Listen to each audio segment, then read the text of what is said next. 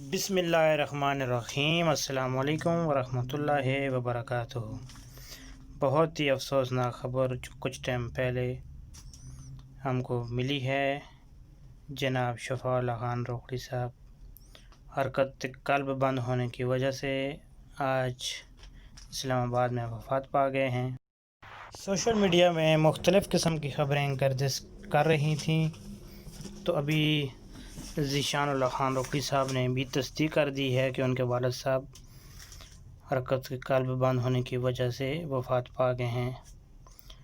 تو انہوں نے مزید بتایا کہ ان کی جو نماز جنازہ ہے وہ ان کے آبائی علاقے میاں والی کرکٹ اسٹیڈیم میں آج رات 9 بجے ادا کی جائے گی۔ بہت ہی افسوسناک خبر ہے۔ اللہ تعالیٰ شفاء اللہ خان روکڑی صاحب کی منزلیں آسان فرمائے اور ان کے گھر والوں کو صبر جمیل عطا فرمائے، آمین۔ بچھڑا کچھ اس ادا سے کہ رت ہی بدل گئی، ایک شخص سارے شہر کو ویران کر گیا۔